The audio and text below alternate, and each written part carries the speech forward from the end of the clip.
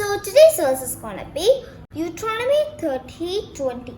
That you may love the Lord your God, that you may obey his voice, and that you may cling to him, for he is your life and the length of your days. So இந்த வாசம் God நம்மளுக்கு வந்து என்ன சொல்கிறாருன்னா வந்து நம்ம வந்து காடை வந்து அதிகமாக வந்து அவர் மேலே வந்து அன்பு வந்து வச்சுருக்கணும். பிகாஸ் காடுக்கு வந்து நம்மளை வந்து ரொம்ப அது பிடிக்கும். அண்ட் தென் வந்து நம்ம வந்து காடை வந்து ஒபே பண்ணி அவர் கொடுக்குற ஒவ்வொரு வேர்ட்ஸுமே ரெஸ்பெக்ட் பண்ணி வந்து நடக்கணும். பிகாஸ் இந்த நம்மளோட லைஃப்பில் வந்து காட் சொல்கிறத நம்ம வந்து ரெஸ்பெக்ட் பண்ணி நடந்தோன்னா, அவர் போடுற ஒரு பாத்தை ஃபாலோ பண்ணி நம்ம வந்து நடந்தோன்னா, கண்டிப்பாக நம்மளோட லைஃப்பில் வந்து எப்போவுமே வந்து ஒரு ஹாப்பினஸ்ஸுமே ஒரு விக்ட்ரியுமே தான் வந்து நம்மளோட லைஃப்பில் வந்து காட் வந்து கொடுப்பார். காட் பின்னாடியே வந்து நம்ம வந்து ஃபாலோ பண்ணோன்னா கண்டிப்பாக வந்து காட் நம்மளோட லைஃப்பில் வந்து நம்மளுக்கு வேண்டிய எல்லாத்தையுமே அது கொடுத்து நம்மளோட லைஃப்பில் வந்து ஃபுல்லாக வந்து ஒரு விக்ட்ரியும் சந்தோஷத்தையுமே வந்து காட் வந்து கொடுப்பாரு.